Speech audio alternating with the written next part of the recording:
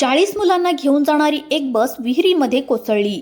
पुण्यातून एक बसचा धक्कादायक व्हिडिओ सध्या व्हायरल होत आहे. पंढरपुरामध्ये एक टेम्पो विहिरीत पडल्याची घटना अजून लोक विसरलेच नाहीत. तेवढ्यातच लहान मुलांना घेऊन जाणाऱ्या एका बसचा एक धक्कादायक प्रकार उघडकीस आला आहे. हा व्हिडिओ व्हायरल होताच सगळीकडे एक धक्क्याचं वातावरण पसरलंय. सगळ्यांना प्रश्न पडलाय की याच्या मागचं कारण काय होतं. विद्यार्थ्याला घेऊन जाणाऱ्या बसच्या चालकाची चूक होती की बसमध्ये काही प्रॉब्लेम झाला होता. खरं तर ही घटना 2 दिवसापूर्वी घडली होती, पण त्याचा आज तपास केल्याच्या नंतर एक धक्कादायक सत्य उघडकीस आलं. आणि ते सत्य ऐकल्याच्या नंतर ज्या पालकांची मुलं बसने शाळेत जात होती ती लोक आता मुलांना बसने पाठवायला सुद्धा घाबरू लागली आहेत. पालक म्हणत आहेत मुलांना शाळेतच पाठवायचं नाही. मग काय होतं ते सत्य की ज्यामुळे सगळ्या पालकांमध्ये घबराट पसरली. पुण्यामध्ये घडलेल्या या घटनेचं सत्य नेमकं काय आहे? एक घटना जी पुण्यामधून सध्या व्हायरल होत आहे. एका लहान मुलांच्या शाळेतून एका बसमध्ये 40 मुलं बसली होती. बस त्या ठिकाणी निघाली आणि पुण्याच्या बाहेर येताच एक धक्कादायक प्रसंग घडला. खरं तर या घटनेचं सत्य आज उघडकीस आलंय, ज्यामुळे सगळे पालक आता घाबरू लागले आहेत.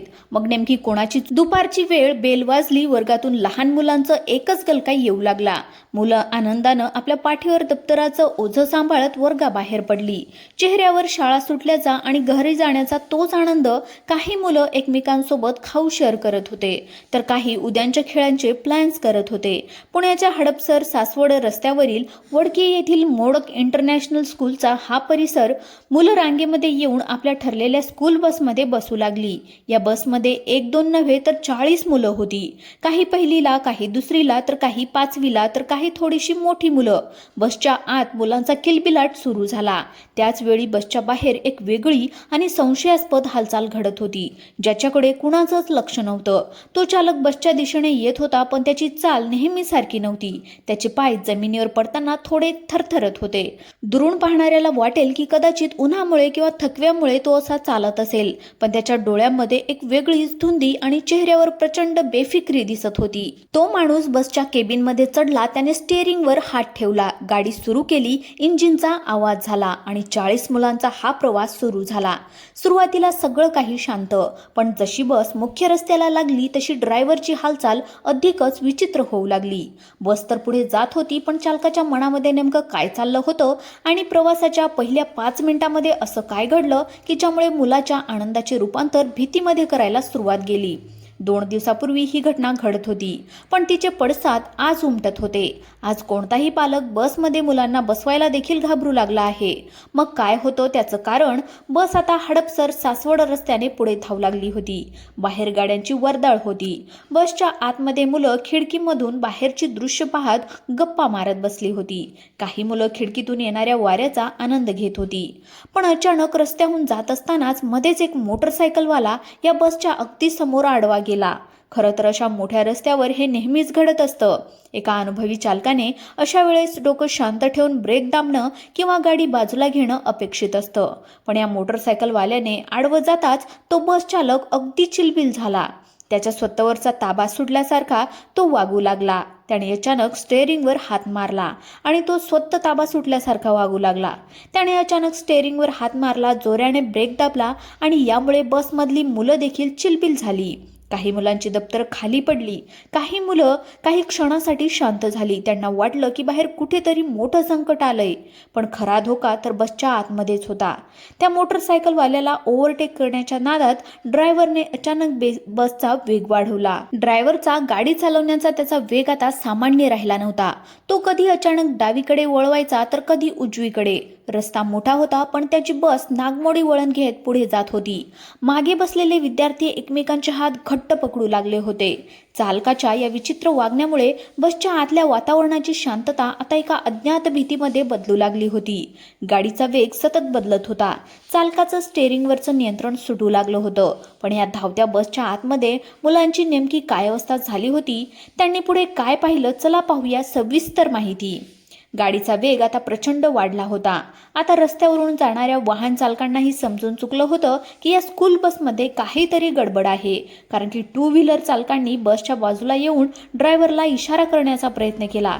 त्याला गाडी हळू चालवण्यास सांगितलं, पण ड्रायव्हर कोणाचंही ऐकण्याच्या मनस्थितीमध्ये नव्हता.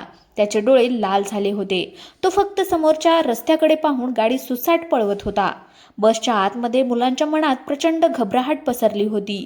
काही लहान मुलं रडायला लागली होती. काका, गाडी हळू चालवा ना, आम्हाला घरी जायचं आहे, अशा आवाजांनी बसची केबिन घुमू लागली होती. पण त्या निष्पाप मुलांच्या आवाजाचा, त्यांच्या रडण्याचा चालकावर काहीच परिणाम होत नव्हता. मुलाच्या भावना तीव्र झाल्या. त्यांना समजत होतं आपण सुरक्षित नाही आहोत.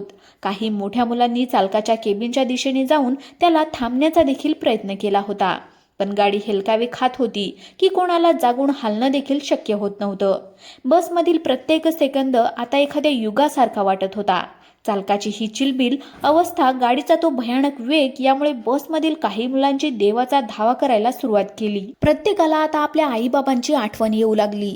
आज आपण सुखरूपपणे घरी पोहोचू का, हा एकच प्रश्न 40 मुलांच्या डोळ्यामध्ये स्पष्ट दिसत होता. परिस्थिती अत्यंत गंभीर बनली होती. बस आता वडकी परिसरामध्ये एका अत्यंत धोकादायक वळणावर आली होती. वळण समोर होतं. गाडीचा वेग मर्यादेबाहेर होता. पण याच वळणावर असं काय होतं की जे पाहून चालकाचे हातपाय पूर्णपणे गळून पडले. वडकी परिसरातला हा रस्ता जितका व्यस्त तितकाच कडेला असणाऱ्या काही गोष्टीमुळे तो अतिशय धोकादायक बनला होता. आता रस्त्याच्या कडेला एक विहीर अनेक वर्षापासून होती. पंढरपूरच्या तांदुळवाडीमध्ये जशी विहीर रस्त्याच्या कडेला उघडी होती, तशीच काहीची परिस्थिती या ठिकाणी निर्माण झाली होती. वडकी परिसरात ही विहीर अनेक वर्षापासून होती. हळूहळू बसची स्टेअरिंग जी होती तर ती चालकाच्या हातातून तिचं नियंत्रण सुटू लागलं होतं. रस्ता सोडून ही 40 मुलांनी भरलेली बस आता थेट खोल विहिरीच्या दिशेने जाऊ लागली होती. खरं तर 1 किलोमीटर पासून हा थरार त्या ठिकाणी आता बदलू लागला होता. जसजशी बस निघाली होती तसं चालकाच्या वागण्यामध्ये एक वेगळाच बदल त्या ठिकाणी जाणवत होता. गेल्या 10 वर्षापासून हा चालक त्या बसवर काम करत होता, पण तो दिवस त्याच्यासाठी अत्यंत वेगळा होता. क्षणार्धात बस हळूहळू पुढे सरकू लागली आणि काही काळानंतर बस डावी उजवीकडे हेलकावे खाऊ लागली. पाहता पाहता बस एक खोल विहिरीकडे जाताना दिसू लागली. क्षणार्धात बस रस्त्यावरून खाली उतरली.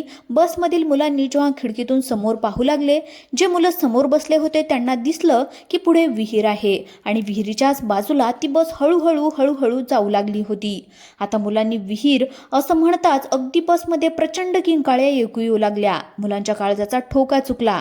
अनेक मुलं एकमेकांना घट्ट बिलगली. त्यांनी डोळे मिटून घेतले. तो प्रसंग इतका भयानक होता की बाजूने जाणाऱ्या प्रत्यक्षदर्शीच्या मते आता ही बस विहिरीत पडणार. पुण्यामध्ये एक अत्यंत काळजाचा थरकाप उडवणारी घटना घडणार हे निश्चित होतं. पण ड्रायव्हरने शेवटच्या क्षणी ब्रेक दाबण्याचा प्रयत्न केला, पण गाडीचा वेग इतका जास्त होता की बस थांबवणं शक्य नव्हतं. ती थेट बस विहिरीच्या तोंडाशी जाऊन पोहोचली. मग बस विहिरीच्या अगदी काठावर गेली. 40 निष्पाप जीवांचा श्वास रोखला गेला. पण त्या शेवटच्या 2 सेकंदामध्ये तिथे काय घडलं, त्या शेवटच्या काही सेकंदामध्ये तो घडला. तो थरार अंगावर काटा आणणारा होता. बस विहिरीच्या दिशेने घुसली, पण सुदैवाने एक चमत्कार घडला. त्या विहिरीच्या बाजूला प्रशासनाने स्थानिक पातळीवर एक मजबूत सुरक्षा कवच म्हणजेच लोखंडी आणि सिमेंटचे बॅरिकेड्स लावले होते. ती भरधाव स्कूल बस विहिरीच्या तोंडावर असणाऱ्या मजबूत सुरक्षा कवचाला जाऊन प्रचंड वेगाने धडकली. एका मोठ्या कांटाळ्या बसवणारा आवाज झाला. त्या बॅरिकेड्सने बसचा वेग शोषून घेतला आणि बस अगदी काठावर भिंतीला घासून जागीच थांबली.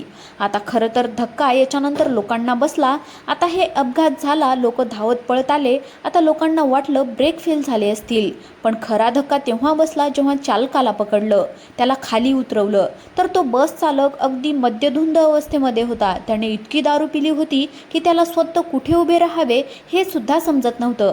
दारूच्या नशेमध्ये 40 मुलांचा तो जीव धोक्यामध्ये घालत होता.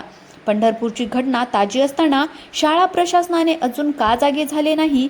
मद्यधुंद चालकाला आधी निष्पाप मुलांचं आयुष्य का सोपवलं? आता अशा शाळेवर कठोर कारवाई होणार का? असे प्रश्न पालक विचारत आहेत. तर तुम्हाला या घटनेबद्दल, शाळेच्या निष्काळजीपणाबद्दल काय वाटते कमेंटमध्ये नक्की कळवा. चॅनलला नवीन असाल तर सबस्क्राईब करा. धन्यवाद.